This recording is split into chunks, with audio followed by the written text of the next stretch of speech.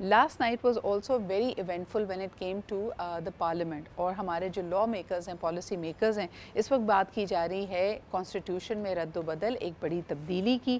اور یہ تبدیلی کیا ہے and what was exactly happening. Package the night of parliamentarians, یہ پیکج کیا ہے, کس کی کتنی اہلیت ہوگی, کیا ریپرزنٹیشن ہوگی, اس کو لے کر معاملات بڑے عجیب سے تھے. آئیے سب سے پہلے اس پہ ایک آپ کو رپورٹ دکھاتے ہیں, پھر ہمارے ساتھ حامد المشرقی صاحب موجود ہوں گے, ان کا تجزیہ بھی لیں گے, سینئر جرنلسٹ ہیں, because it's very difficult to make sense of the times right now. Let's take a look at this report and then we'll be right back. 20 شقیں, کئی اہم اقدامات, آئینی ترمیم کی سامنے آ گئی تفصیلات.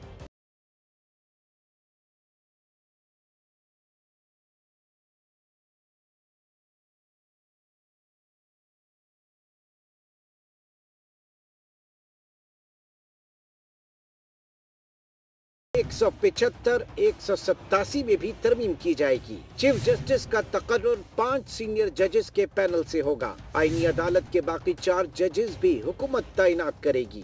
ہائی کورٹ کے ججز کو روٹیشن ٹرانسفر کے تحت دیگر ہائی کورٹس میں بھیجا جائے گا. ججز کے تعیناتی کے لیے جوڈیشل کمیشن اور پارلیمانی کمیٹی کو اکٹھا کیا جائے گا. منحرف اراکین کو ووٹ کا حق استعمال کرنے کی اجازت دی جائے گی. بلوچستان اسمبلی کی نمائندگی میں اضافہ کیا جائے گا. سیٹیں 65 سے بڑھا کر 81 کرنے کی تجویز ہے. آئینی امور دیکھنے کے لیے عدالت قائم کی جائے گی.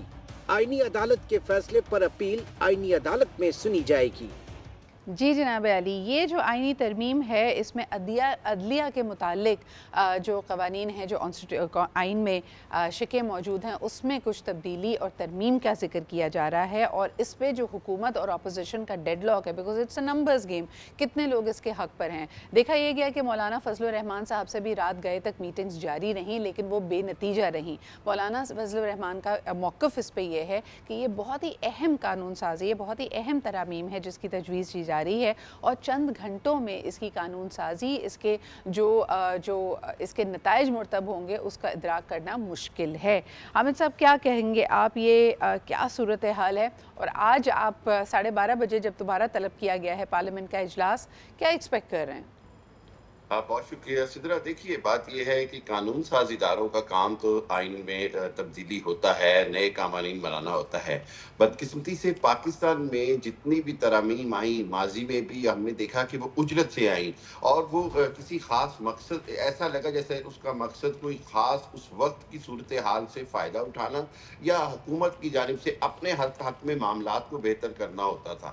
اسی وجہ سے میں یہ سمجھتا ہوں کہ عوام کے اندر بھی بے چینی ہے, خود حکومت اپوزیشن میں ڈیڈ لاک ہے.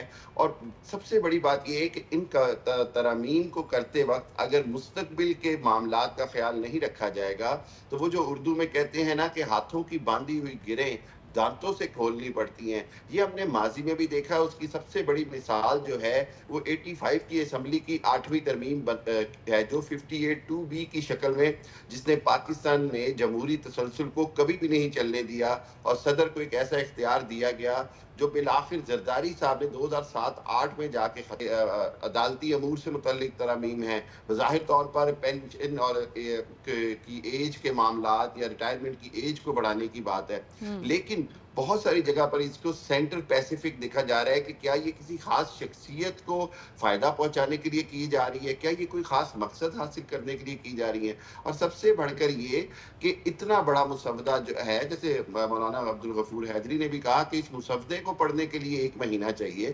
تو پاکستان ہو یا کوئی بھی جگہ پہ ہو, آئینی ترمیم کے وقت جو قانون ساز ادارے ہیں اور جو قانون ساز اسمبلی ہے وہ اس پر ایک مسلسل بحث کرتی ہے, اس میں کمی بیشی ہوتی ہے, اس میں الفاظ کے چناؤ کو دیکھا جاتا ہے. تو اس حوالے سے اگر میں یہ کہوں کہ آئیڈیل سچویشن میں ایسا کیا جاتا ہے, لیکن ہم نے بارہا ایسی رپورٹس اور ایسے ساؤنڈ بائٹس دیکھے ہیں جب پارلیمان میں ہونے والی بڑی گرما گرم بحث کے بعد بھی جب پارلیمنٹیرینز باہر نکلتے ہیں اور ان سے بیسک باتیں پوچھی جاتی ہے کہ بھئی جو اتنا ہنگامہ ہو رہا ہے, آپ لوگوں کے بھی آپس میں بحث ہوئی ہے, کس شک پر ہوئی ہے. کئی جگہ تو ایسا ہے بالکل وہ they have to toe the line of the party, اور پارٹی کے صرف चंद लोग उन पे हावी आकर इस तरह की चीज़ें करते हैं। बट हामिद साहब, मेरा सवाल आपसे ये है, जो अपोजिशन जमाते हैं उनका मौक़िफ़ तो बड़ा क्लियर है। उन्होंने कहा कि जी जैसे आप भी फरमा रहे हैं कि ये इतना डिटेल मुसव्वदा है, इसके ऊपर पहले मशावरत होनी चाहिए, इसके ऊपर सोच विचार होना चाहिए, इसको समझना चाहिए। नंबर वन, हुकूमत का ये तरामीम प्रपोज़ करने का बज़ाहिर मकसद आपको क्या नज़र आता है? क्या लगता है कि ये सारे इतने सारे पाकिस्तानी इश्यूज़ को, चैलेंजेस को साइड पर करके इस वक्त हुकूमत यकबस्ता होकर इस पे फोकस कर रही है?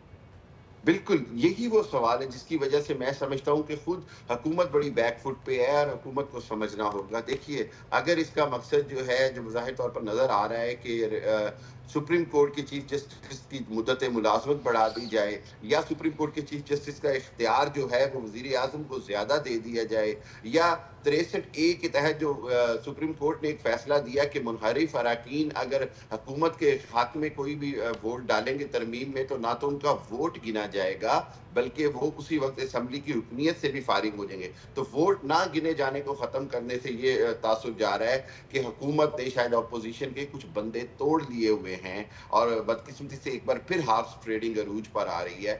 सर, हॉर्स ट्रेडिंग ना सिर्फ यहाँ पे, लेकिन अभी जैसे मैं हाल ही में एक क्लिप देख रही थी, फैसल वावड़ा साहब एक टेलीविजन प्रोग्राम में मौजूद थे, उनसे पूछा गया कि जी किस जमात से उनका ताल्लुक है, और वो सेनेटर, उन्होंने कहा जी आज़ाद सेनेटर। ये अपर हाउस में भी क्या हो रहा है?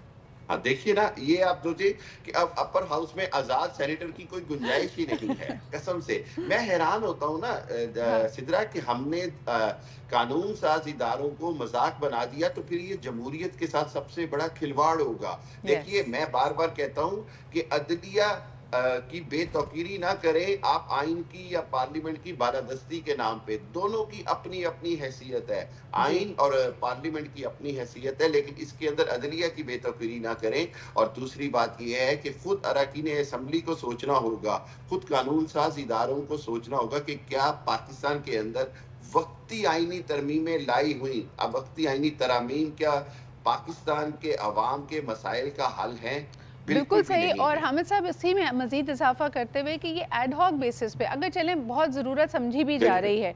सवाल ये है कि मशावरत का या आपसी बैठ कर एक दूसरे को कायल करने का जो मरहला है उसको भी स्पीड अप किया जा रहा है। और अब तो बज़ाहिर बिल्कुल नज़र आता है कि रात गए तक अगर ये नशिस्तें हो रही हैं तो लोगों ने कहा ये और कुछ नहीं है सिवाय इसके कि हैगलिंग हो रही है, नेगोशिएशन, आपने कहा हॉर्स ट्रेडिंग हो रही है।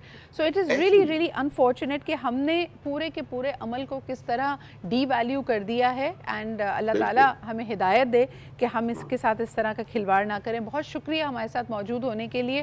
There is very little to से। एनालिसिस आप तब करते हैं when there are games to the rule, यानी आप क्रिकेट देख लें, कोई भी दुनिया का स्पोर्ट देख लें, अगर रूल्स पता होते हैं तो फिर आप कहते हैं कि जी अब इस फलानी जगह पे हमने थर्ड एम्पायर के पास जाना है, नहीं जी स्लोमो करके दिखाइए, फलाना करें, धमाका करें। जब कोई रूल्स ही ना रह जाएं तो फिर इसी तरह का हम तज्जिया दे सकते हैं। We are just going to make a comment about it, इसकी कमेंट्री की जा सकती है, इस पर एनालिसिस देना बहुत मुश्किल